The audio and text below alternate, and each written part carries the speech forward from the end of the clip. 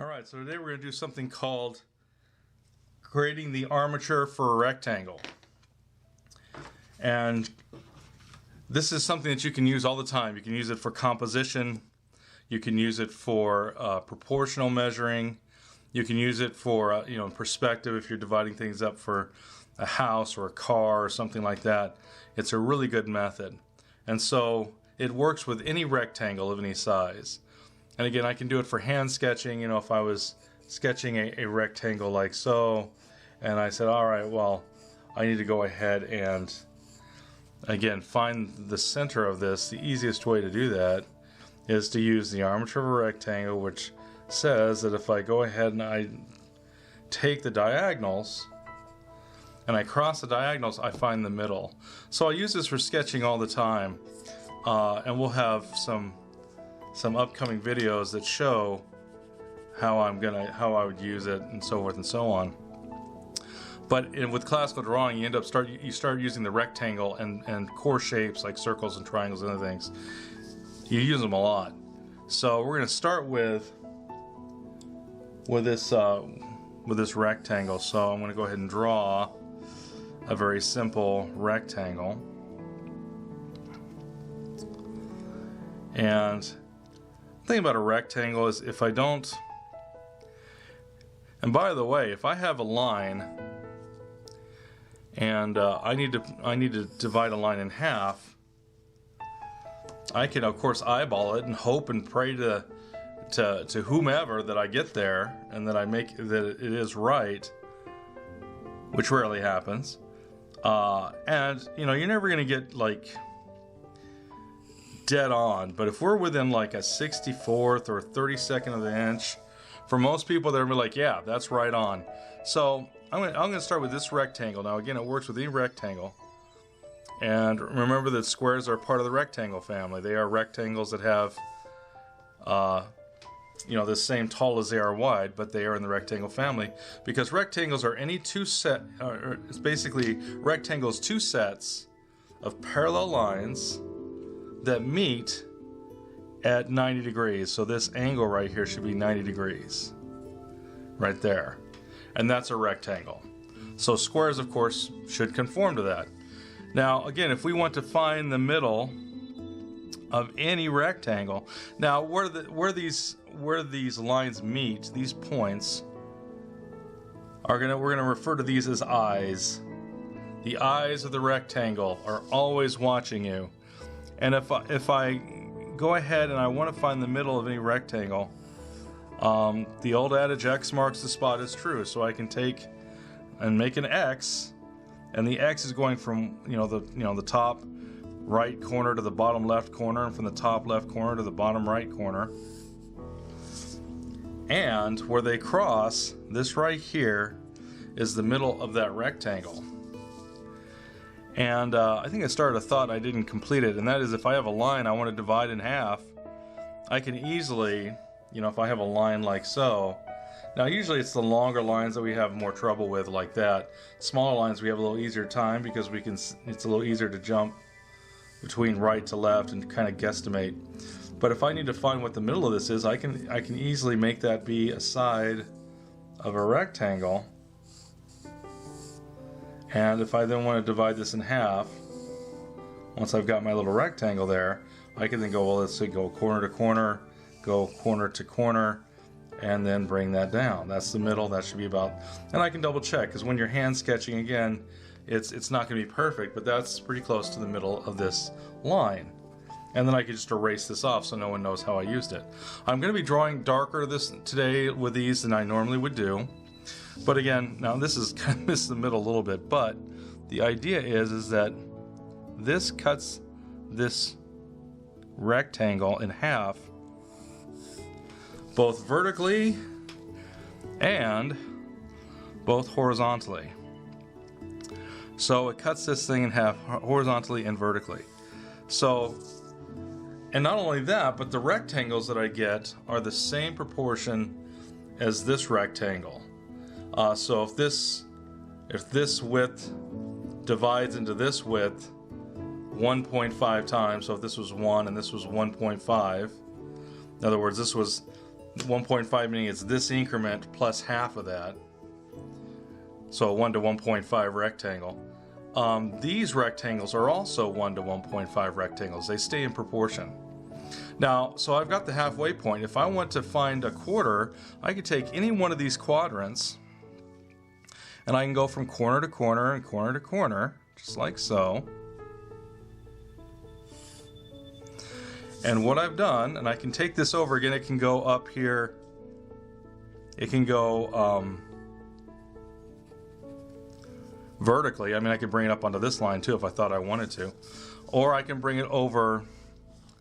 I'll just bring it up here so I can see. I can't see over the top of the, so I'm going to need to use it like this. But if I go ahead and come over here, I've divided this line half of a half. And so this is my halfway point. This is my 1/4 point. Half of a half is 1/4. And if I wanted to, if I turn these into little rectangles like so, whoops, missed it a little bit. Again, these rectangles are the same proportion as these. They're just getting smaller. I can take this, divide this in half, and again, I could bring this over vertically or I could bring it over horizontally. Let's go ahead and bring this above so I can actually see the point I'm looking at. Now this point is half of a half of a half. So that's 1/2. Half of a half is 1/4 for this guy right here. And this guy right here is 1/4 too. I didn't bring the 1/8 down, but this one dropped vertically was 1/4 as well. And if I wanted to, I could bring this down this way, I could bring this down here straight to divide this into 1/8 as well. So this is the kind of cool part, is it not only divides the vertical line, but also divides the horizontal line. And if I, again, divided these into half and divide those into half, this would be 1/8. If I divide that in half, we'd get 1/16. If I divided that in half, I'd have 1/32. If I divide that in half, I have I have a 64th. Welcome to the imperial basis, welcome to the basis for the imperial measuring system that we use today. It all goes back to armature of a rectangle. It's a very old way of dividing and proportionally dividing rectangles. And it's the basis of the imperial system that we use for inches and feet. Kind of cool. So anyways, we've got that. Again, we could do 16ths and smaller and smaller and smaller. But we usually, we'll never really, and I don't even know, I don't do 1/8 too often. I'll be like, oh, that's a half of a 1/4, and I'll just eyeball it. But if I needed to, I could go to 1/8. So this is a great way of cutting a rectangle into halves, quarters, and 1/8. Now, what if I want to do 6/3 and 9ths? Well, that's a good question. When we divided this in half, we created these midpoints on this rectangle. And to find 1/3, all I need to do is I have to go from a main corner. These are our main corners, right? I have to go from a main corner to a midpoint. These are our midpoints. Okay? So if I came from here to, from this main corner to that midpoint, it will help me get 1/3. Or I can come from this main corner to this midpoint, and that will help me get 1/3. Or I could come from this corner to that midpoint, and it will help me get 1/3. And the way we get 1/3, and I'll do it over here because I don't want to mess, whatever. Well, maybe I'll do both sides. So let's say I go from this corner to my midpoint.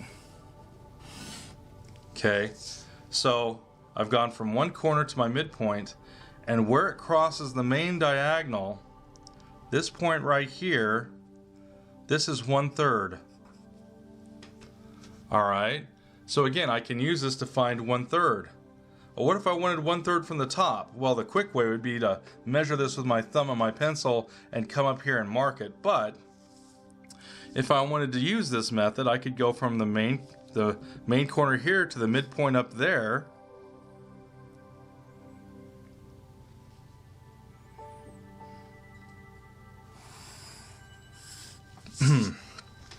And again, where this diagonal crosses the main diagonal, which this is the main diagonal, and this is from a midpoint, from a midpoint to a main corner. So where these two cross, that's 1/3 too. So I could bring this straight over, try to get this good and straight.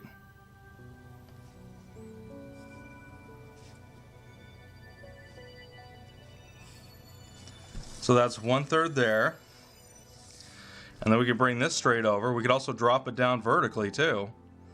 Remember, it divides not just horizontally, but vertically. It would divide this line into 1/3 if I brought it straight down. Whoops, that's squeaking a little bit. So this right here would be 1/3. So we'd have 1/3, 2/3, and of course 3/3. And sometimes when people see this, they're like, "What would I ever use this for?" And we use it for composition. We use it for proportional construction.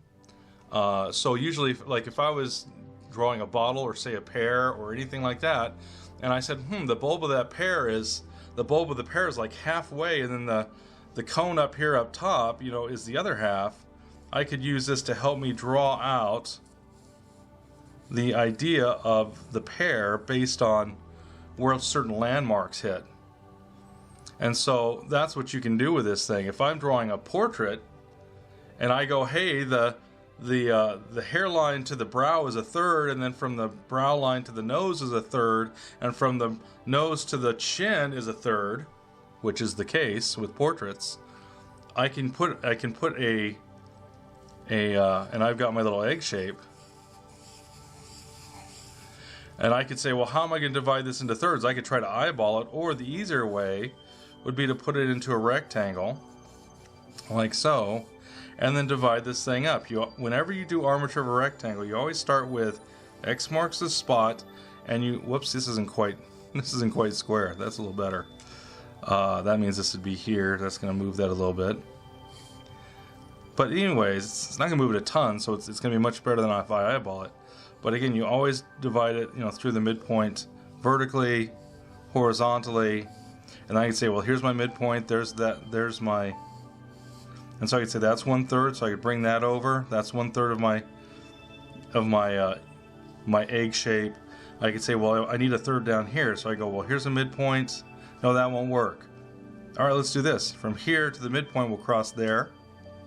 All right, it's kind of like Sudoku on steroids. And so again, I've got 1/3 there, and I can bring that over. And now I've divided this into thirds: 1/3, 2/3, and 3/3. And very quickly, you can get set up instead of eyeballing and then moving and then eyeballing and then moving. It's a really great thing to help you whenever you're drawing. So again, what we're calling this is the armature